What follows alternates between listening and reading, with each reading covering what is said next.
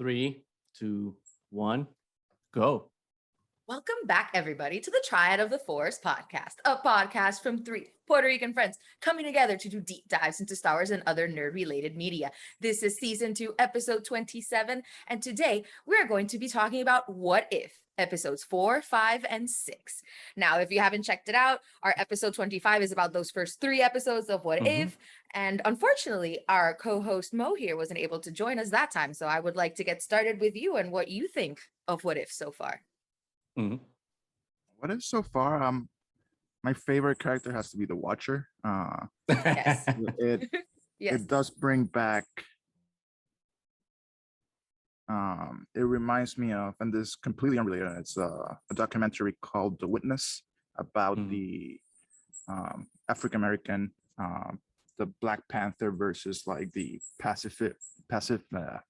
the peaceful movement for civil rights, and the witness was the person that, you have the ones that take action, you have the ones that spread words, but then you also have to have a witness, someone that is there to take down what's happening on every side and just replay it for the future generations. Because if you don't have a witness, there's no way to learn or grow. So in a way, that's how I see the Watcher. They're just learning from every different fractal dimension, so that they know what's, eventually what's best for the future of everything. So to me, I'm just really intrigued by that character. The back and forth of like, should I intervene? But I know I can't. Yeah. I wish I could, but it is what it is. This is who I am. So that I love that framing from the Watcher perspective. It's almost like a omnipresent narrator, but it's not at the same time. Just learning what's happening as things develop. But the Marvel What If has been like good. It breaks apart from everything that has to be canon. It's like that Star Wars thing that everything has to be canon and fall in order. Like, no, and everything has to make sense with everything. Yep. Like, have fun. I wasn't a fan of the zombie episode, but if you want zombies, throw zombies at it and like have fun with it. Like, who cares? Exactly. It's fun. It's TV. It's not meant to define your life and be like, everything has to be X and Y. No. Yeah. And it's comic books. They change the timelines all the time. It's okay to do it. And, especially to be creative with it and not be restricted about what story you're supposed to tell. Yeah. So yeah, I think that's one of the cool things, that like it's not about necessarily what makes sense for a certain story, but it's like how a story could develop to have some sort of narrative strength, if that makes sense. Because, for example, we'll discuss it about this episode, right, with Killmonger, but Killmonger all of a sudden showing up with Iron Man, or all of a sudden like the zombie infestation, like that in a way doesn't make sense, because all of a sudden that happened the way it did, but that's not the point. The point is like, okay, if that happened, what's the consequence of that for these characters, and what would happen narratively for the growth of them? And I think that's what's the important thing. And I think that's one of the clever things that they're doing, is like injecting that sort of weirdness right into the episode to like have all those events happen in this different way that then creates that sort of meaning, right, for the characters at the end. I mean, in a way, it's almost like an extension of like WandaVision. Like Wanda had her own show, and now these realities are having their own expressions and show, and that's beautiful. Just keep spreading weird stuff. Like I kind of like that. They still grounded on things that people that've seen Marvel know about. Like obviously, like they'll go back to like iconic scenes and then change just one thing to see what happens and how that develops. Yeah. But you still have like, I think they're still faithful to what each character, like they didn't like go out of their way to change how a character will react. It's like that's how the character will react in that specific situation, in that circumstance, right? Yeah. And I like that, like it keeps a little bit of consistency, but at the same time it just opens the world to endless possibilities. which was the title of last episode. But anyway, let's get started on episode 4. What if Doctor Strange lost his heart instead of his hands? Which I think is one of those best expressions of what Bo was saying about the Watcher not being an unsympathetic character, like knowing what's happening and wanting to stop it, but knowing that by the rules of, the multiverse, if he intervenes, there's a possibility that things would go even worse. So he has to just be the Watcher and, to that point, through though, everything that happens. To that point, there's something interesting about it, because I agree, right, with what Mo was saying. But I was watching a video online, right, by Ryan Airy, who we've had on the show before. Great interview. If you haven't checked it out, go check out that episode. We had a lot of fun talking with Ryan. So Ryan's last episode, when he was talking about the Watcher, one of the things that he said that was kind of interesting that I hadn't kind of picked up is that throughout the episodes of the season so far, the Watcher, when we start the season, the Watcher's always like, in the sky, and like he's not physically there. He's kind of like in the clouds. It's always like completely detached. But as we've progressed further and further into the season, you see him more corporeal and interacting with people, and you see him as a person. So like he was theorizing, Ryan was, that perhaps like the Watcher will actually like inject himself into the story in a more active manner and actually change things. So for me, the interesting thing about that is more of the possibility of like him crossing over right into like the films and TV shows and live action TV shows. Because one of the things that I find interesting is that they cast Jeffrey Wright, fantastic actor, who's been like in so many good movies. Going to be Commissioner Gordon soon in the new Batman movie. Looking forward to that. So it's like, you don't cast someone with that beautiful of a voice and that high profile of a presence in films if you didn't have like a bigger plan for him, I think. But that's just speculation, though. I just wanted to talk about that Watcher thing real quick before we actually get into the episodes. Because what did you think, Natalie? I think you have different opinions on how these 3 episodes went. Because you like the original Doctor Strange film, though. I did actually like the original Doctor Strange. I loved this episode. I was really expecting nothing from it. I didn't really know what to expect, and it just went in a really, really dark direction that was kind of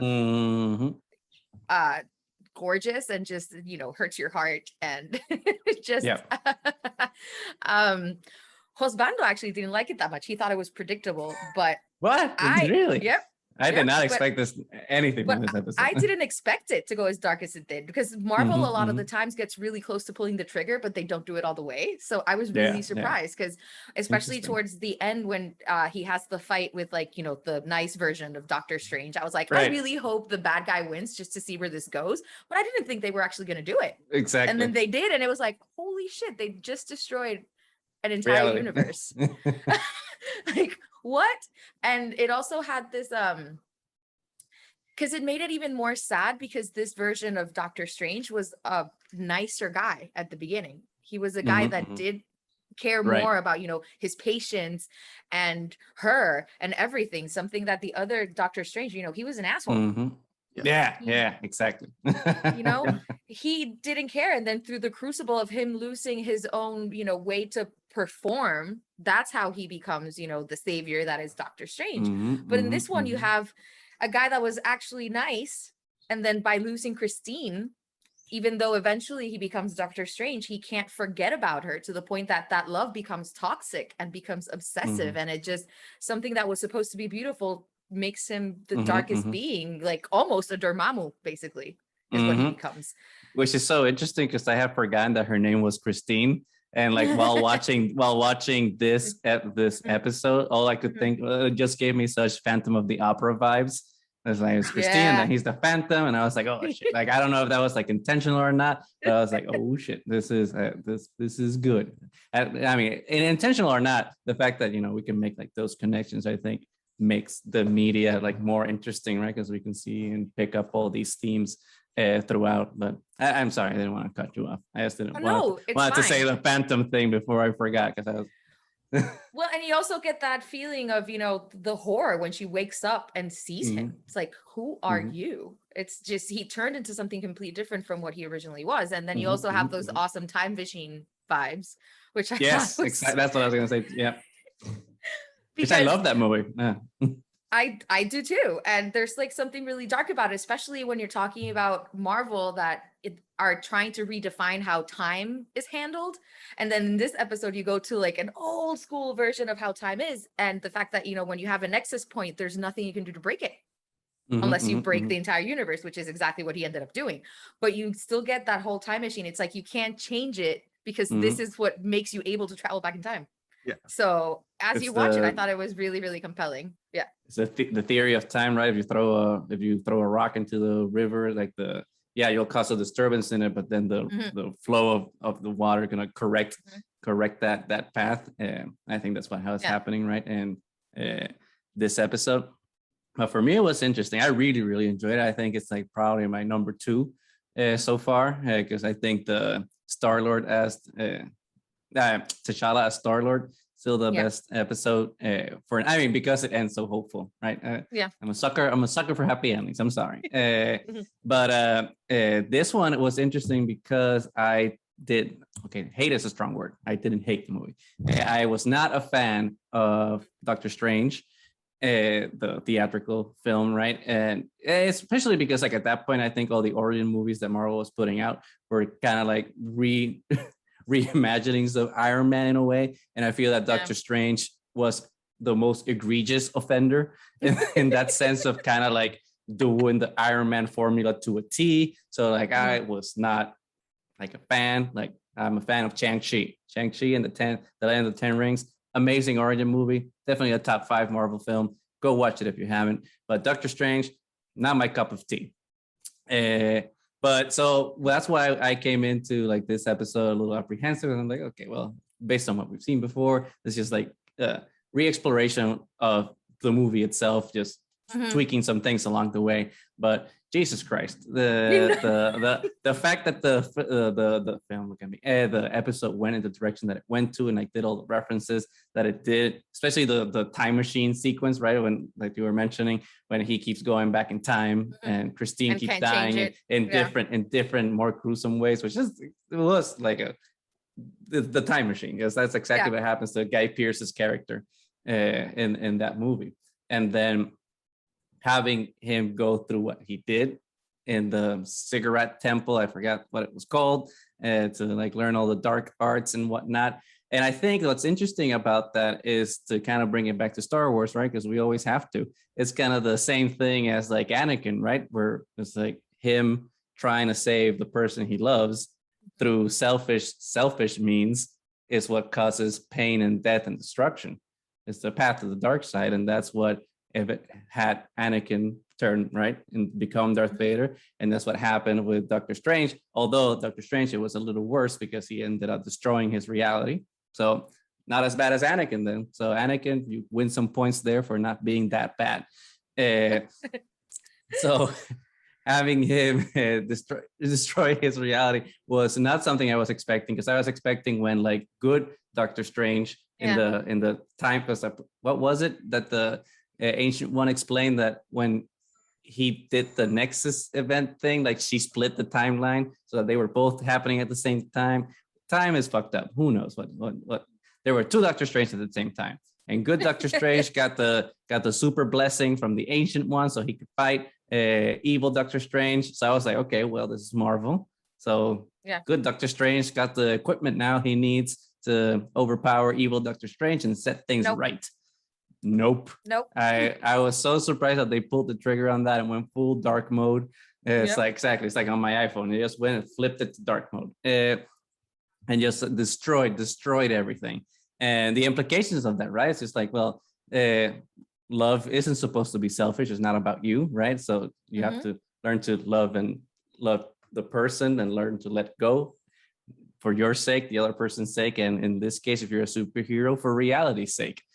So I really loved the episode just for having the courage, right, to take the storytelling to where it did. Because in the same way that I like it for the same way, right, that I like the Star-Lord T'Challa episode, is because like it deviated so much from the original film to something completely different that it makes it something really special and unique, right? So really looking forward to what the implied continuation, right, of this story will be. So we'll see. What about you, Mo? I really enjoyed that episode. I thought I'm with Osvaldo. I think it was predictable. But again, I'm a sucker. I'm on the other way around. I'm a sucker for like tragic endings. Like Yeah. that is life. Life sucks. Like Sometimes.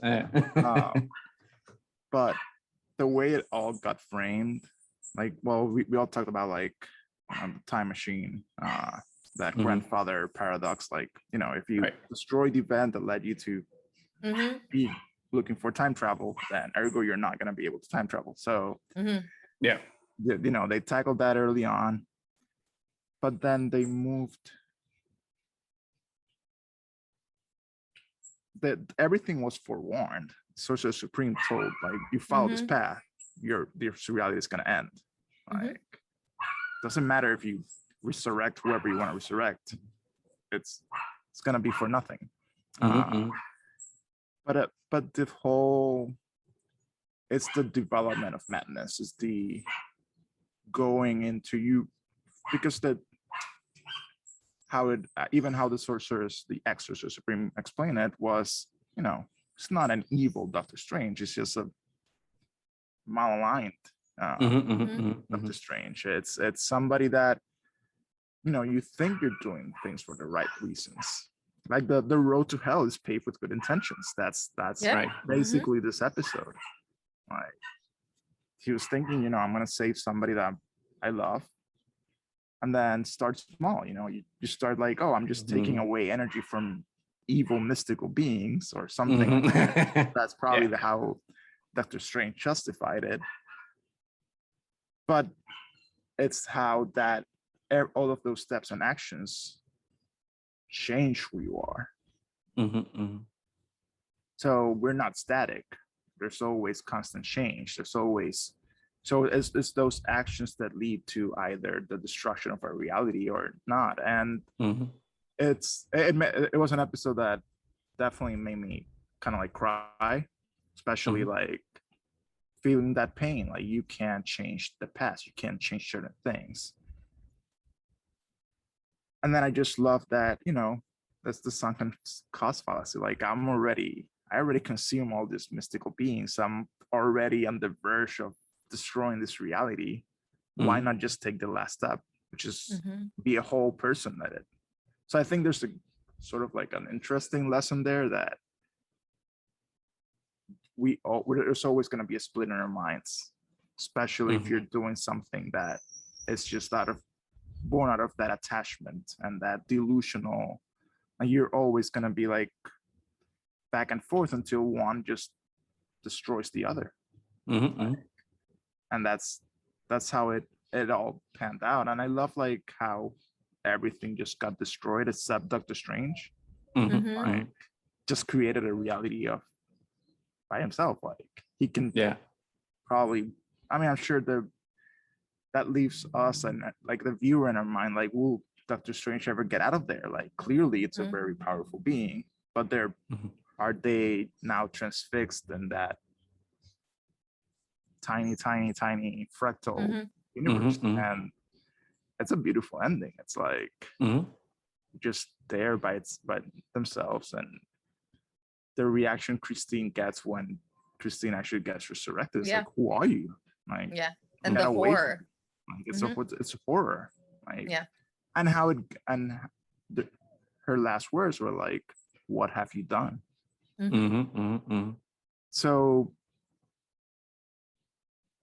and that is ultimately if there's a punishment for Doctor Strange, is that for eternity, he's gonna have to ponder what has he done.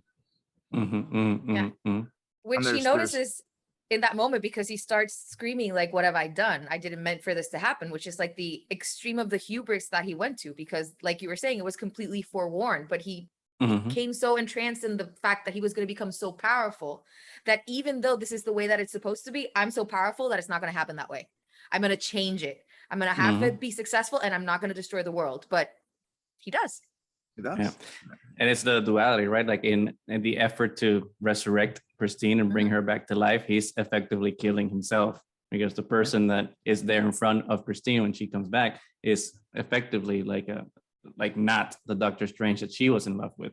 It's like really? he effectively killed that Doctor Strange. So it's, you know, I like when like episodes that do those type of things and they're just playing with those reversals. It's like, okay, action, consequence, and what are the consequences of the consequences, so to speak. So to have a Doctor Strange trapped in like a little mirror dimension realm, so he can like ponder his his decisions for eternity. It's definitely very appropriate, right? Because like he was looking for all this unlimited power and basically got immortality, right, from like getting like all these ancient demons and stuff to power him, that now like he's the ultimate consequence is like, yeah, you have ultimate power and nothing to do with it anymore except just live with yourself and exactly like the Watcher says, ponder the question.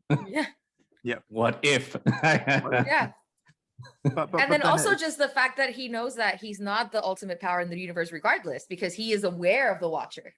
Like he actually calls out to the Watcher, and the Watcher has an actual conversation with somebody in a universe, which we don't see so far in any of the episodes. So and I like that the Watcher's like, nah, bruh, it's okay. Like, the Watcher was like, you know, like, if I intervene, I'm just gonna be exactly like you. Like you're my warning story. I'm not gonna mess with that. Like clearly you messed it up. Like now I may be completely misremembering the tentacles. Were those in some other? Yeah, that was in the first episode. Yeah, with the Avenger. It's Captain the one that Carter. Peggy. Yeah. There we go. Okay. I was like, where did I saw those tentacles? It's before? the Kraken. Kraken. The Kraken, or what's the other name?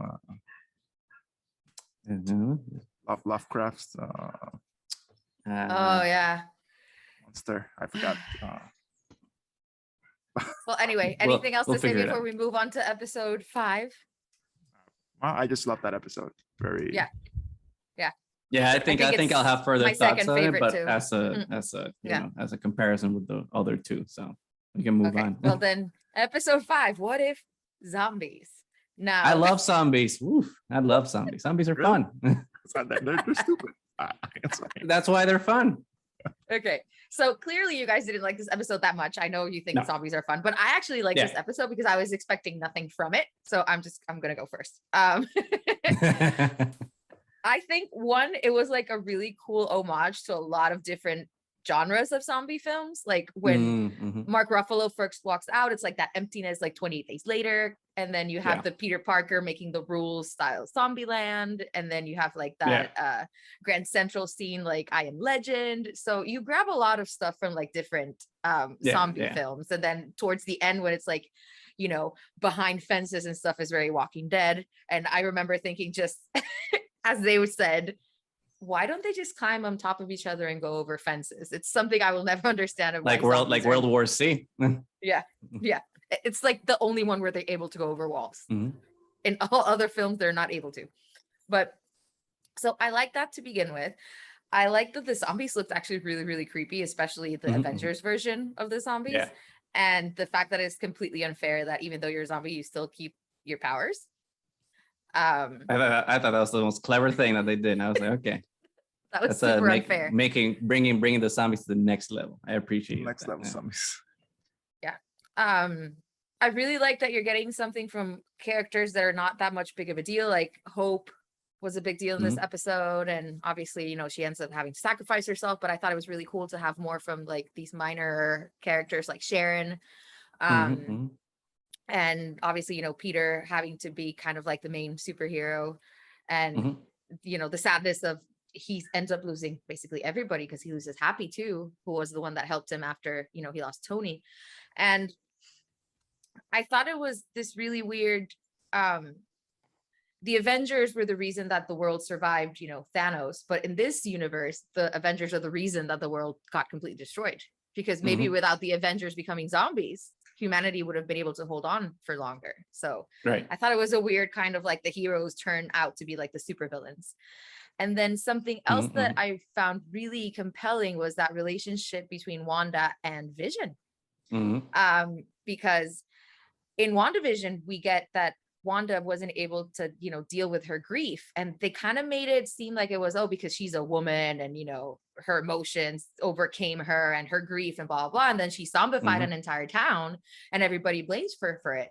But then in this version, we get Vision, who is a creature of perfect logic, who is feeding her human parts and luring people because he can't let go of her, which is completely logical. So there was like a really weird reversal of the relationship there that I found really intriguing.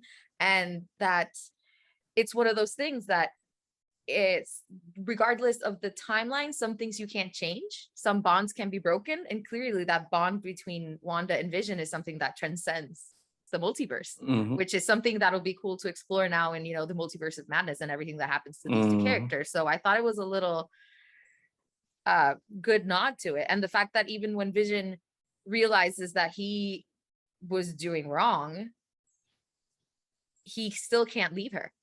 So he sacrifices himself so that he can give the remaining humans a chance with the Infinity Stone, but he still can't leave her. So I thought there was something really, really compelling about that. So that's my 2 cents on the episode. No, I think sorry, Mom, go ahead. No. I was just gonna refer to that scene. I was like, it was such a missed opportunity to then like keep the reversal and then flip it again and have zombie Wanda create like a little Wanda Vision to resurrect Vision. They so missed that. Like, what? Like, you could have done it. Like some zombie Vision and a zombie Wanda Vision. Yeah. So, go for it now, Goose. Well, I was looking forward to this episode just because what we said, zombies are fun. So I'm like, okay, let's see what the Marvel universe looks like with zombies. But the thing with zombies though is that like we were saying, right? They're stupid. And zombie movies are smart.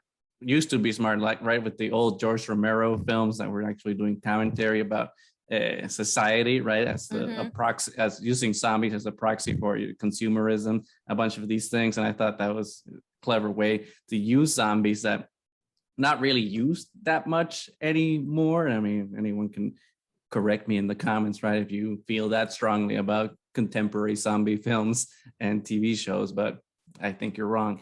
But anyway, but they're still fun, right? It's gore and action and whatnot. So I wanted to see like what, especially after they hyped up the posters, right, with the zombie Captain America and zombie Iron Man. I'm like, okay, this is fun. But what happens if they're zombies? And I really appreciated that aspect of it, of them, there's still some part of themselves that lives within the zombie brain. So they're still able to use their powers and be OP zombies, which I thought was a really clever twist on it. But I still didn't feel like they exploited that to the level that it could have, because they're still overpowered superhero zombies, but they're still taken out relatively easy. Especially like in that train sequence. But it's Captain America zombie, it's like I would expect a little bit more from him. Anyway, not necessarily a point, but I don't know. I mean, it's like you said, there's a lot of really cool homages, right, to like all of the contemporary zombie lore that we've seen in the last couple of decades in films and TV shows, which was obviously fun. But there were some things that didn't sit right with me in this episode. It was particularly like how women were used in the episode, because we had Sharon and we have Hope and we have Wanda, obviously, but all the women end up being cannon fodder, and like we just like everyone that all the people that we killed every single woman in the episode, and I felt that was weird. I was like, I don't know who Marvel was like, let's kill all the women and that's okay, and they greenlighted. I was like, weird decisions, decisions all around. So I don't know, that kind of gave me a bad taste that, didn't let me enjoy that episode as much as I probably could have. But I don't know, because for example, like I think if someone should have sacrificed themselves, maybe it was Spider-Man, then Hope is the one that's like the hero, because you already killed her once and now you're killing her twice. So true. it's like they I don't know, someone at Marvel does not like Evangeline Lilly or Hope Van Dyne. Like one or the other, and they're just like, we're gonna kill this person. Whatever it takes.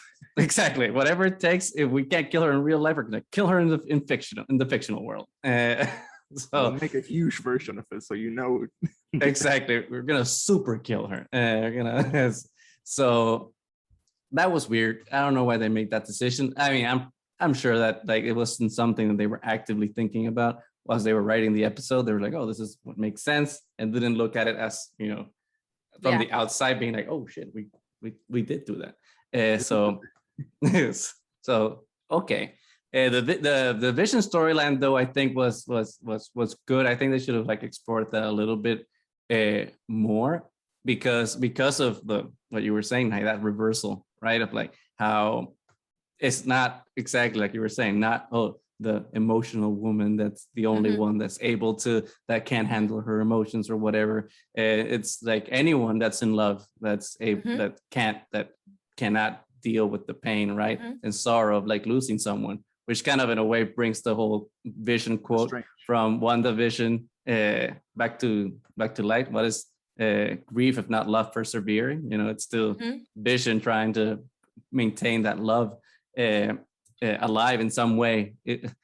Keep the love undead, so to speak. So it was cool, and especially with the previous episode, right, with Doctor Strange, like see like how we're dealing with grief and loss in a very impactful way, and obviously unhealthy way, right? Because both actions led to one, the destruction of reality, and the other to death of other people, because he was feeding live humans to zombie Wanda. So there is that. But the one thing that I thought was clever about the episode is how you think that it ends in an upbeat note with like, oh, we got the serum or whatever the fuck, so that we can like make the cure. Let's go to Wakanda, because obviously Wakanda is isolated. They got the technology, and all of a sudden, bam, twist ending, zombie Thanos with the gauntlet. Just and I'm like, oh Lord. Yeah, exactly. just waiting. I'm like, okay, well, interesting twist again, going in the dark direction, because we thought we were gonna, upbeat ending, but all of a sudden it's just like, nope, you're still gonna suffer a little bit more. Just wait for it. So definitely looking forward to see how they'll finish the story, because you don't leave a cliffhanger like that and not pay it off. So definitely looking forward to it, but absolutely not my favorite episode of this three-part review we're doing. Yeah, I think it's the weakest on my end as well. The only thing clever was that Thanos reveal, because we started with the end game where Bruce Banner goes back to New York to warn Thanos coming, and then because zombies, we then forget all about that. And so it was clever that, oh wait, that was still happening, and now we have zombie Thanos. But again, it just falls into, and this is just me, I never like, zombie movies are just boring, predictable, and like they're stupid in all their senses, like unless they're self-aware of what they're doing. I mean, Zombieland was okay because it was. That's what I was going to ask about. That's completely self-aware. Comedy, it's self-aware. It's, and then you have Bill Murray being a. But they kill him. I'll never forgive them for killing him. Although one of the best death scenes in history, in movie history. Oh yeah, that's fantastic. But going back to the episode, it just felt like dumb. Like it's just. It follows again. I mean, could have been an homage to all the zombie movies, but again, is every zombie movie an homage of itself? Because that's what you got to do with zombies. You can't do that much. They're just mindless zombies. All I saw was like, oh, there's like a fan service. Like people want to see the Avengers as zombies. There you go. Here you go. Which is fine. For fan service, sometimes totally it's okay. I have no qualm with it. Like, it's like clearly that's why you have The Walking Dead. That's why you have so many zombie stuff. Yeah. People tend to like zombies. I don't know why, but go for it. I'm not gonna. And we got So to see Scott Lang's head Futurama style, so that was kind of Yeah, cool. I was like, okay, that's I was weird. waiting for like a reference to Futurama. Like he was being Yeah, so no. like self-aware. I was like, just Yeah. throw it out there. Just say Throw it like, out there. I'm Nixon's head. Yeah. or Makes sense. then like when the reveal of Wanda, that Vision was like feeding them. It would have been. I was like, why didn't like Scott be like, oh wait, is this why I'm just ahead? Did Wanda eat like my whole Eat body? me? Yeah. Like Yep. Poor Scott. poor Scott. But Poor then I think the redeeming, if there's that, like, was just that Spider-Man, like, okay, like everybody around me keeps dying, like they just, so I'll just keep going for them. Like, Mhm. you know, at least that was like there was they tried to inject some emotions into it, but it just, again, that's just my opinion. Zombies are dumb. Yeah. And the episode Yeah. was dumb because of that reason. So.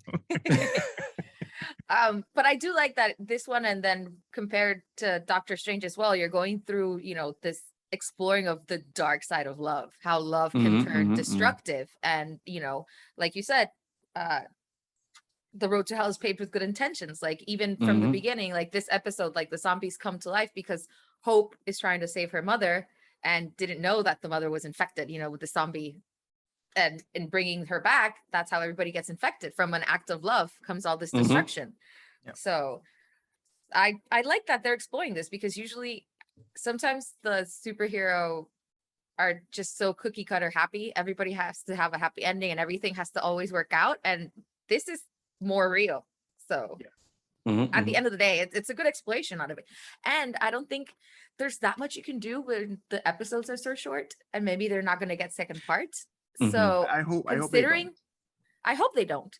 But I hope they considering what it is, I think they're still able to get a lot of storytelling into every Mhm. episode. So Yeah. So kudos on them, because I really wasn't expecting anything from the show, honestly. So Yeah, it's definitely wasn't. like it's definitely like a fun show. Yeah, to just like kick back and like relive the Mhm. movies we've all grown to love in the past. I don't know how many years of 20 some odd movies, and just see all these movies just play out different. It's definitely been fun. I wouldn't put it like on the level of like amazingness, right, as Loki or WandaVision, but No. for what it is, it's definitely Yeah. fantastic, and I'm Mhm. really enjoying the ride so far. Absolutely. But we still have like the one last episode, which I think is What was if pretty good Killmonger too. rescued Tony Stark? That was pretty good. I really enjoyed it. What did you think, Nani? How about we start in a different way this time? Mo, Let's start with Mo. I really enjoyed this episode. Mhm. It's not as much as the Doctor Strange one, but Mhm. story wise was a lot more compelling. It really felt like it, you know, this is a different story, and I wanted to see how it developed. Yeah. Killmonger was always a very interesting character, Mhm. because it's one of those, oh, they're evil characters, but what drove, are they evil, or kind of like, you know, are they just paving the road because of bad intentions? But at the end of the day, Mhm. what Killmonger always wanted was for Wakanda to be open and help Mhm. Mhm. everybody that's been pretty much a byproduct of slavery. Yeah. And Mhm. it's really hard to be against somebody that has that ideal. I mean, you can be Mhm. against their methods and their means, Yeah. Mhm. but the ideal still stands. So, so the fact that Killmonger is probably like has to be the best like chess player out there. He was Mhm. playing chess with everybody, Like Palpatine. He's just like Palpatine. fourth Like, dimensional Killmonger chess. was like manipulating everybody like Palpatine, and then it was beautiful, like just seeing Mhm. like Mhm. everybody fall for those lines and be like, oh yes, we trust you now. And then, but at the same time, you still have like mistrust from Pepper and forget Shuri. Shuri, and Mhm. then having that like conflict of like, oh wait, it's like the little kid and the person that was, oh, they were in love with Tony Stark, ergo they're definitely biased towards anything Mhm. that came new, like are the ones that mistrust Killmonger. You have that the commentary on the whole like American imperialist, like, Mhm. oh, now we get to invade because you you attacked our soil, and Yeah. like Mhm. Mhm. it's I thought it was a really like it was really well paced. You could see like how Tony not being Iron Man Mhm. still Mhm. wants to, it still ends up developing robots. And like the idea of like, oh, a miniature arc, oh, that's stupid. Like, Mhm. Yeah. Mhm. Mhm. let's just, and it was a very intelligent episode, if that makes sense. Mhm. Like it was well paced. It took the steps to establish each character independently as well. Mhm. Like you had the background of each character, and it was such a short episode to be able to Do all that. have the Mhm. effect of watching a whole movie, because that's how it felt. It felt like you Right. Mhm. watch a whole movie instead of an episode, and kudos to that. Absolutely. Yeah. This is actually, I think, so far one of Hosbando's favorite episodes. He really Mhm. liked it. Mhm. It was really good. Yeah. It was really good. I mean, it's you have all these reminiscences because that first scene is almost an exact copy of that first scene from Iron Man, which Mhm. is Mhm. basically what got the MCU going. And then you Right. interject Killmonger into there, and it just changes the entire story. You don't get just like a facsimile of it, kind of like you did in the Peggy Carter one, which is kind of like the Mhm. same story but reversed. Here, you Yeah. actually change the entire thing because how Mo was saying, you have the actuals actually responding how they would in their nature. Because Mhm. if Tony doesn't go through his captivity, he never Mhm. realizes how bad the use of his weapons are. He never has the desire to become Iron Man, which is like what they say in the exact interview that they're having with Mhm. him. And he's just like, oh, what we need to do is make bigger weapons. Right. That's Right. his Right. lesson. He never learned it. And then he had somebody who becomes his confidant by saving him that encourages the worst aspects of him. And Tony Mhm. never changes. So, and it makes sense in his nature and who he is for that to occur that way. So I thought it was like very smartly done. Yeah, no, I definitely appreciate, and I appreciate how basically it's like you take Iron Man, you take Black Panther, and you smush them together, and you get like the best parts of both of those films in the show distilled right into one cohesive narrative. There was one part of the episode that kind of hit hard, and it's like when they have the funeral for T'Challa. And I was like, Oh, oh, yeah. and after Like, Chadwick's why? passing, I was like, oh man. That was definitely an Obviously, homage. That was an yeah, homage. obviously he was alive when they filmed that, because Yeah. like not filmed when they animated this, because Recorded, yeah. Mhm. he recorded all those lines. Mhm. So the fact that like that happened, and then they did that like such a that procession right for his funeral and whatnot, I was like, oh man, that kind of hits different to how it would have hit if he hadn't passed away. So there was a extra layer of of emotions in the episode, especially right when he comes back as a spirit to talk to Killmonger. But I think, and to tie it back to what Mo was saying about the road to hell is paved with good intentions, I think that's the interesting thing about Killmonger here, is that he is all the time apparently doing the right thing. And and kind of to go back a little bit, he does want the right thing. And even in Black Panther, the movie, right, he ends up changing T'Challa's mind, because T'Challa does what he wants to do. The thing is, and what we were talking about, right, is the method, right, of how you want to achieve it.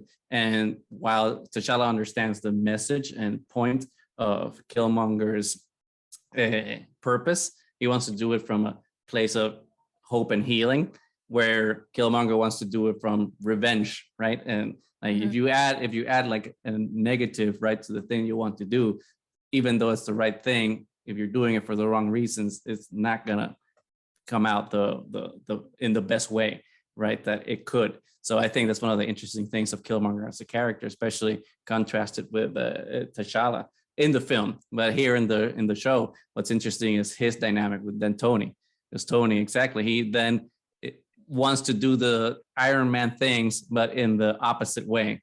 because like you said, Nani, in the original movie, he's like, okay, gotta shut down my weapons manufacturing division, and like only I can be trusted to like have these weapons because blah blah blah. And here's just like the opposite. It's like, no, even the drones, Iron Man drones, right, that they were designing looked like the drones from Iron Man 2 a little bit. Obviously mixed with the Gundam stuff because he's an anime fan, which I thought was fun that he acknowledged in the movie. Because obviously his suit, right, is based on Vegeta from Dragon Ball Z. It was so spot on Vegeta.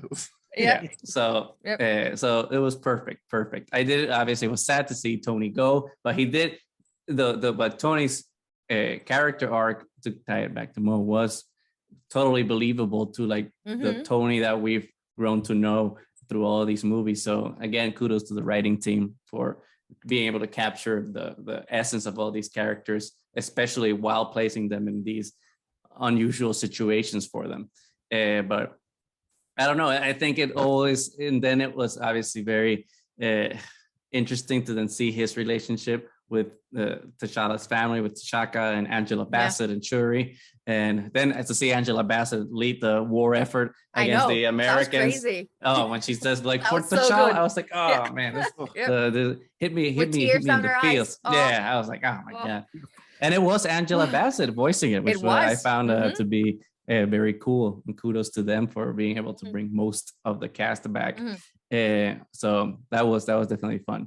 And again, as we saw with the zombie episode, the episode kind of ends in that cliffhanger, right? Of Shuri showing up in Pepper's office and being like, okay, let's take this guy down. So definitely now with all these last 3 episodes, it's like, oh, okay, what happens next? Are you gonna keep feeding me alternate scenarios, or are you gonna wrap up all these narratives? So definitely this one, Doctor Strange and the Star-Lord episode have been like the biggest highlights for me because of how they're able to mix different movies that have different tones and different character motivations and kind of make that. You saw it here first, folks. So I don't know. I really enjoyed it. I don't know if you guys had any like final thoughts now about the whole of the 3 episodes we are discussing. I mean, I really don't want to see any continuation to any of them. I think it's in the nature of the title. What if you just let your imagination go wild? Like they gave you the scenario.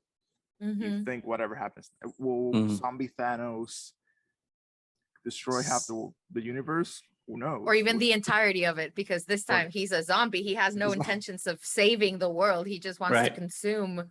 Yeah. So. Or maybe that's what, maybe it's the other way around. It's like I want everybody to not be a zombie so I can eat everybody again. Who knows? Like that it could like it opens up the world to so many things, and that's what I want to see developing. I do see like the main character.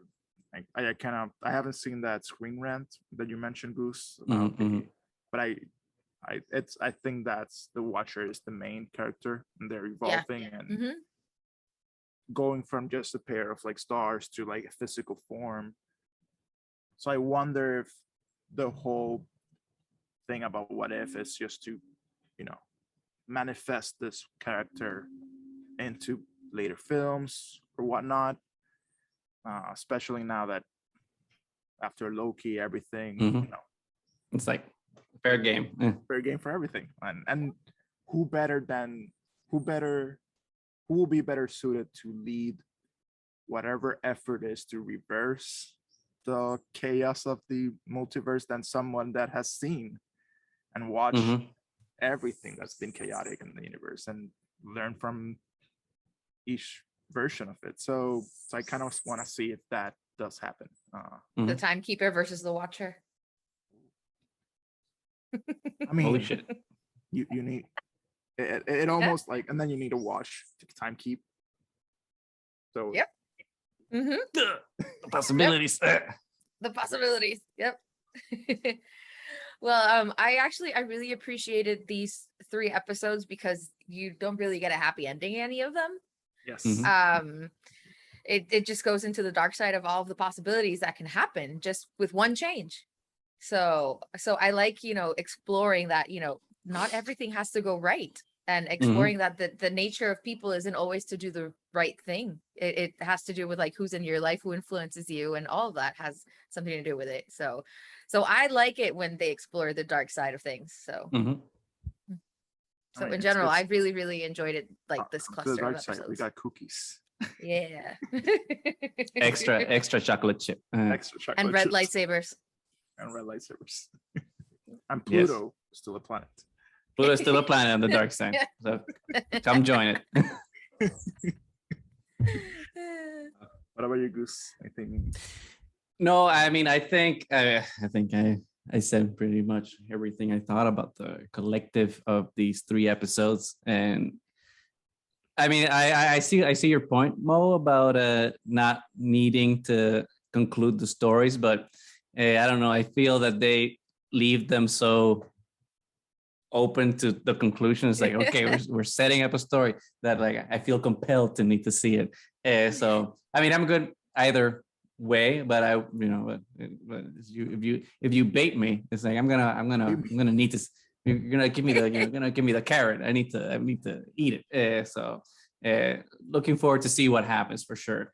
And hopefully this what if show becomes something that I don't think it's sustainable to have like a season every year, but I think every couple of years, like after a phase is over or something, like they do that what if, okay, let's like do a what if of like all the phases that we've had so far. And it's kind of like a recurring anthology that happens every couple of years. I think it's kind of valuable. I don't think it's sustainable to do it like that like too often, because then the idea I think will get old really fast. But and oversaturated with it. Yeah. But for now, enjoying the ride until Visions. Until And Visions. Star Wars own kind of what if. Almost like Anime they're playing the same playbook. I wonder who owns both companies. Yeah. It's a mystery. We'll never know. Well, I think we're done for today, right? Until the next time. Well, thank you everybody for joining us. Stay tuned. We will talk about the last 3 episodes of the season of What If when it comes out. We will be talking about Visions, and we will obviously bring more Star Wars content when we have more Star Wars content. But anyway, which will be soon. Yeah, I know. Excited. But until next time, we are Triad of the Force. Look for us anywhere that podcasts can be found. Look for us on Twitter and Instagram, YouTube. Just search for Triad of the Force. We have some shirts and awesome things. So thank you for joining us as always. And until next time, may the Force be with you.